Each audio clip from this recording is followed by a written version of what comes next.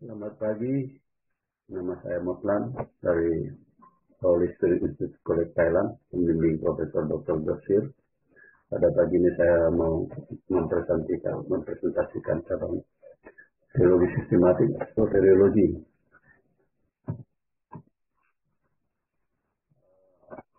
Soteriologi adalah konsep penting dalam kajian teologi Kristen.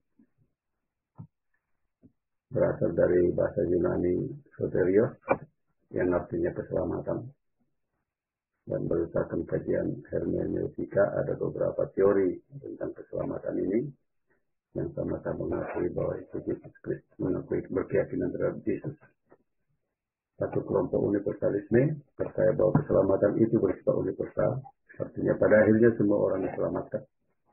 Yang kedua kelompok Calvinisme yang penekanannya pada aspek kedaulatan Allah, dan yang ketiga kelompok Arminianisme menetapkan kehendak bebas di mana aspek manusia dipandang menentukan keselamatannya, namun jalannya tetap ada di dalam Yesus Kristus. Kemudian kita mulai dari kejatuhan manusia. Doktrin keselamatan tidak terlalu berarti tanpa menyadari kekejaman dosa. Ya, dalam Alkitab mulai dari Kejadian pasal 3 sampai Wahyu pasal 20 ini berhubungan dengan dosa. Hanya 4 yang tidak berhubungan, yaitu Kejadian 1 dan 2 dan juga Wahyu 21 dan 22. Alkitab tidak menjelaskan secara terperinci tentang asal usul dosa, namun jelas bahwa setan adalah pribadi yang membawa dosa manusia ke dalam ciptaan Allah, termasuk kepada manusia. Yesaya 14 dan Yeskiel 28. Manusia yang diciptakan tanpa dosa itu kemudian jatuh ke dalam dosa karena godaan setan. Mempengaruhi secara luar biasa kepergian manusia dan hubungannya dengan Allah yang menyebabkan kematian kekal. Roma 3:23, Roma 6:23. Jalan keselamatan. Walaupun Allah membenci dosa, Dia mengasihi manusia yang berdosa itu. Kata Ibrani yang dikatakan dengan Ken, Allah membungkuk untuk memberkati manusia. Keset, pemberian perjanjian kasih karena hubungan intim. Nah, yang sinonim dengan kata Yunani karis, pemberian cuma-cuma Allah kepada manusia yang sebetulnya tidak layak untuk menerima keselamatan itu.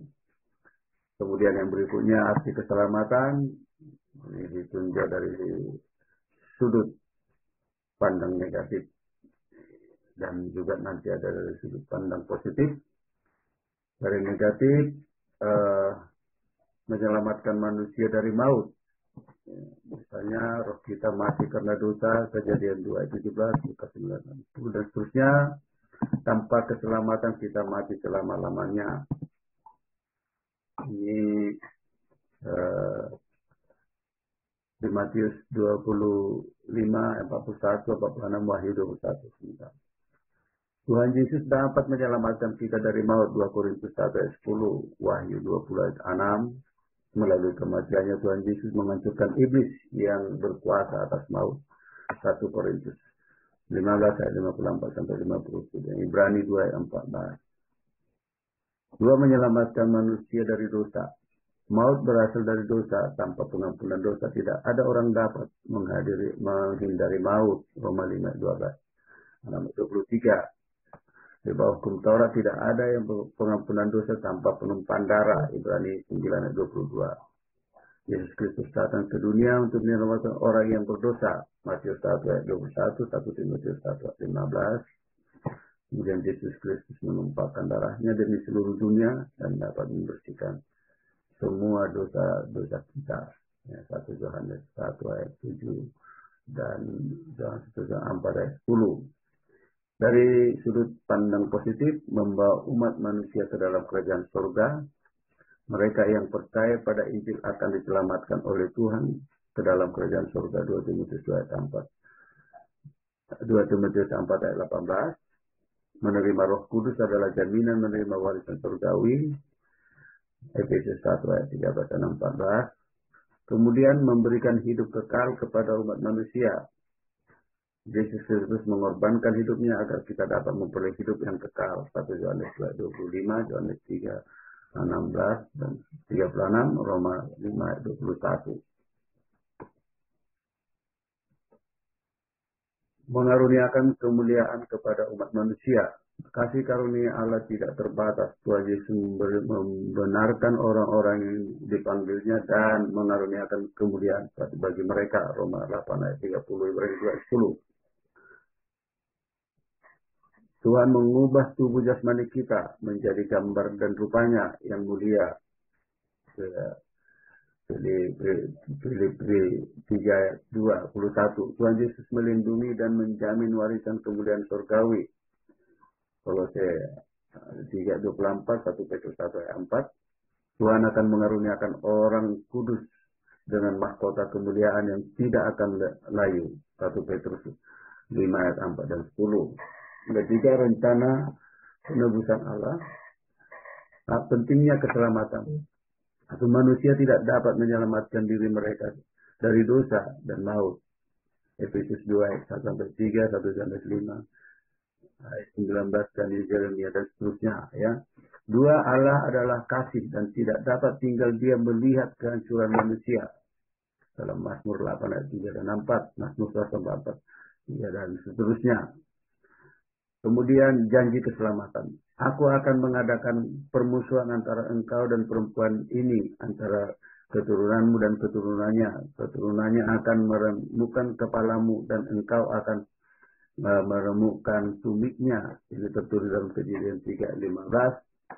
Kemudian yang kedua, Allah berjanji kepada Abraham bahwa juru selamat akan datang dari keturunannya dan segala bangsa akan mendapatkan berkat karenanya. Ini janji penyelamatan. Kejadian 22 ayat 18, Kejadian 12 ayat 12 dan seterusnya. Keempat, Yesus Kristus menggenapi janji keselamatan. Keselamatan diwujudkan melalui Yesus Kristus. Kasih karunia dan kebenaran datang melalui Yesus Kristus. Yohanes 1 ayat 15-17.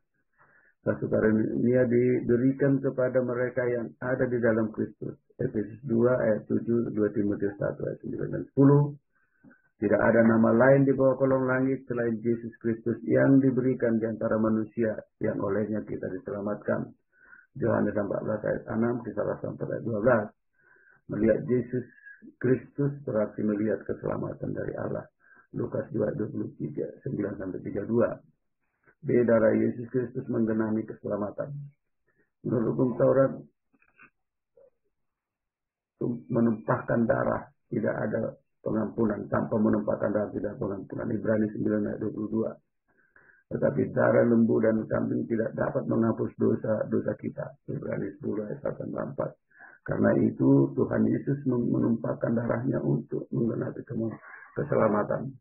Ibrani 10 ayat 5-10. Darah Yesus berharga adalah sebuah tebusan. Nomor 17 ayat 11, Matius 20 ayat 28, Efesus 1 ayat 2 dan seterusnya. Dosa dibersihkan dengan darah Yesus Kristus. Ibrani 9 ayat 14, 1 ayat 7, Wahyu 1 ayat 5. Darah Tuhan Yesus membawa kita untuk melihat Allah. Efesus 2 ayat 13, Kolose 1 ayat 20, Ibrani 10 ayat 9 dan 20. Kemudian pemberian anugerah keselamatan Allah bagi semua orang. Allah menghendaki semua orang mendapatkan keselamatan karenanya tidak ingin satu orang pun binasa, tetapi agar semua bertobat. 1 Timotius 4, 2 Petrus 3:9. Allah mengasihi umat manusia, tidak memandang suku, bangsa atau strata sosial mereka. Yesus 3:16, Galatia 3:17 dan seterusnya.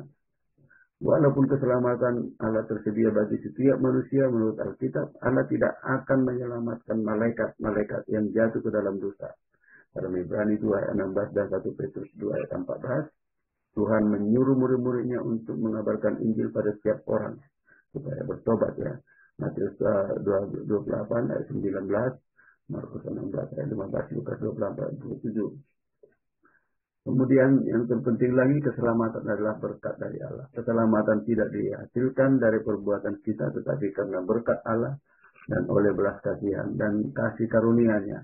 Efesus 2 ayat 8 dan 9, Roma 9 ayat 14 sampai 18, dan 2 Korintus 7 ayat 15. Jadi, kemudian kita menerima keselamatan melalui iman. Karena kasih karunia Allah, kita diselamatkan melalui iman. Roma 3 ayat 25, Efesus 2 ayat 8.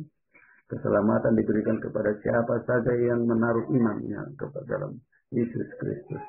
Roma 1 ayat 16, 17, dan Roma 10 ayat 13. Orang benar-benar akan hidup karena iman. Dari Ibrani 11 ayat 6. Ayat 6. 6 pertobatan. Alkitab memberitahukan bahwa pertobatan yang sejati yang menghasilkan pertobatan melalui tindakan bertobat dalam kaitannya dengan keselamatan. Itu merubah pikiran Anda dalam hubungannya dengan Yesus. Kisah 2:36. Pertobatan iman dapat dipahami dari dua sisi koin. Tidak mungkin beriman kepada Tuhan Yesus sebagai selamat tanpa terlebih dahulu mengubah pikiran mengenai siapa Dia dan apa yang dilakukannya. Penting untuk memahami bahwa pertobatan bukanlah hasil perbuatan kita demi mendapatkan, melainkan pertobatan itu adalah pemberian Allah oleh anugerahnya. Kisah Rasul 5 ayat 31, 11 ayat 18. Panggilan pertobatan di perjanjian lama terjadi pada saat manusia jatuh dalam dosa, Kejadian 3:11, baru di zaman Nuh, Kejadian 15 ayat 5, 11 dan 12, di Sodom dan Gomora, Kejadian 18 ayat 20, 19, 12 sampai 14, Ninive, Yunus 1 ayat 1 dan 2, kepada Israel, Yeremia 8 ayat 6, 17 ayat 27 dan seterusnya. Panggilan pertobatan di perjanjian baru dimulai dengan Yohanes Pembaptis mendesak orang untuk bertobat, Matius 3 1 sampai 12. Tuhan Yesus menekankan pertobatan, Matius 4 ayat 17, Lukas 13 sampai 5 dan seterusnya. Kemudian para rasul menekankan pertobatan, Kisah Rasul 2 ayat 38, nah Kisah Rasul 17 ayat 30 dan Roma 2 ayat 4 dan Roma 2 ayat 4 dan seterusnya. Lalu panggilan bertobat, makna pertobatan, keterangan atas dosa yang sudah dilakukan, Lukas 10 ayat 13, Yeremia 2 ayat 35 dan seterusnya. Meratapi dosa, 2 Korintus 7 ayat 9 dan 10, Lukas 20 ayat 32 dan seterusnya. Pengakuan dosa dan permohonan pengampunan, Imamat 29 ayat 40, Bilangan 12 39 dan seterusnya. Kembali kepada Allah, Kisah 126 20, 1 Tesalonika 1 ayat 9, 2 Tawarik 32 ayat 26 dan seterusnya. Membenci kejahatan dan menjauhi kelaliman, 2 Tawarik 3 14, Yesaya 55 7 dan seterusnya. Menghasilkan buah-buah kebaikan, Matius 3 18, Kisah 20, Lukas 3 11 dan seterusnya.